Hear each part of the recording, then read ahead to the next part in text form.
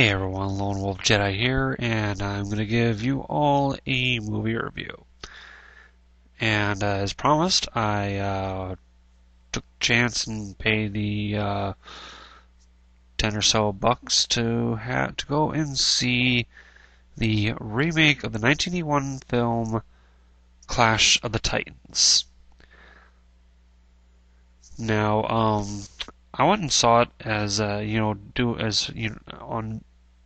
as doing like a compare and contrast kind of thing. Looking at it and going, okay, this I remember from the original movie that I don't remember from the original movie.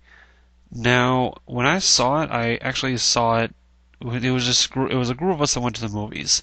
Me, myself, my sister, um, my youngest niece, my oldest niece, and my oldest niece's boyfriend. Um, my my nieces, they actually went and saw a different movie. I believe they saw the movie The Bounty Hunter, with Gerard Butler and Jennifer Aniston, or as I like to say it, Rachel from Friends and Leonidas from 300. That's kind of a little joke I made. And my sister, and my oldest niece's boyfriend went and saw Clash of the Titans. Well, let me get some legal stuff out of the way here. Clash of the Titans is a movie released by Warner Brothers. It is released by Legendary Pictures, and it is distributed by Warner Brothers. It stars Sam Worthington as Perseus, Liam Neeson as Zeus,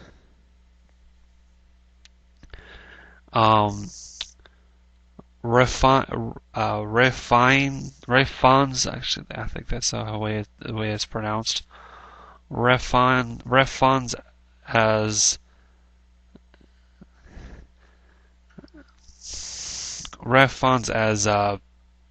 Hades, and also as the male female character is played by. Let me look it up here real quick. There we go. The main female character is the character's name is Io, and she is played by Gemma Arterton. I hope I pronounced her name correctly. Anyway, it is a remake. Like I said before, is a remake of a 2010 film uh, released I don't know who made it back then, but it's basically like I said, it's a remake. And if you remember from one of my previous rants, I'm not a big fan of remakes. However, I'm gonna actually take this moment to as I said,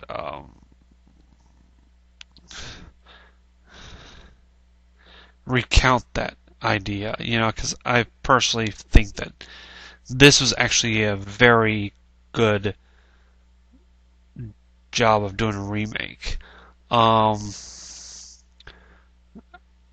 Now, with seeing this the way it's done with the visual effects and all, I'm actually going to say that the 1981 film was years before its time.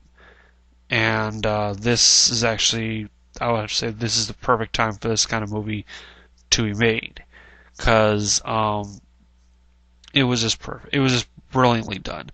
The story is pretty much the same. Perseus is saving a village from being destroyed by the Kraken, and the underlying story is that Zeus is basically man, is basically tired of the gods, Roman.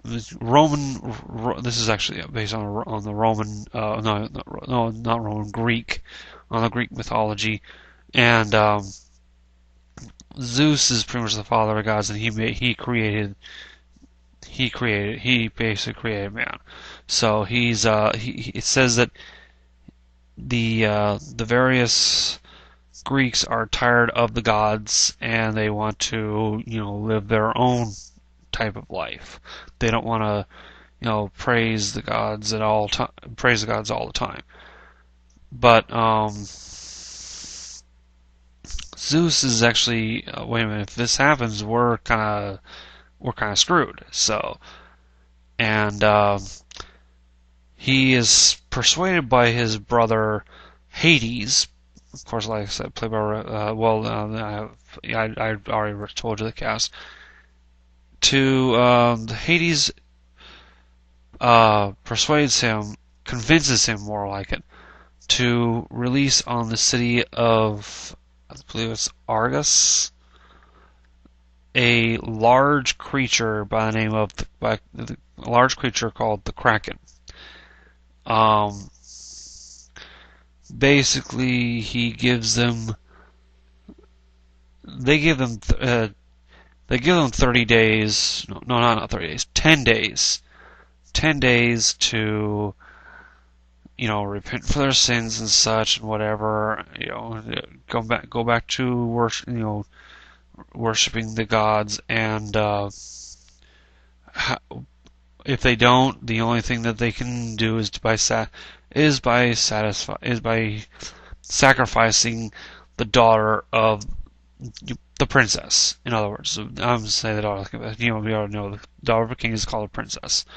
The princess Andromeda, and through this whole thing, Perseus is recruited by the army to go after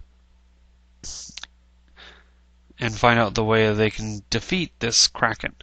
He does, and he goes to the three Fate Sisters, and they tell him the only way that can happen is the only way that you can defeat the Kraken is by the only possible way is by showing him, having Medusa look upon him. And he goes to get, and he says, well, the only way we can, and Medusa does not come out. Medusa actually lives on the edge of the underworld, and they go to the underworld. They with a coin given to them by Zeus, they bribe Charon, the ferryman, to take them across the river Styx to the underworld, and they end up fighting against Medusa, and Medusa, well, pretty much turns all but Perseus to stone.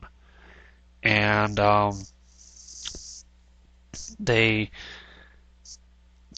end up going and fighting, and Perseus ends up, doing what he did to Medusa, and they end up prevailing. A couple of the different things that they did was that the backstory of Perseus. There are actually two backstories, and one thing that they made is they brought the scorpions in earlier in this version of the film, and they also made them ride those things. That was different from that film. Of course, the story of the gods. They got rid of the whole chess match in the first one, and they incorporated a new man's tired of the gods treatment and all that. So that's my review of Clash of the Titans. I would recommend this film if you're a fan of the original. And with that being said, this is Lone Wolf Jazz saying thank you for watching, and I'll see you in the next video, which will probably either be a re-upload of another video I made or a rant. Alright, thank you.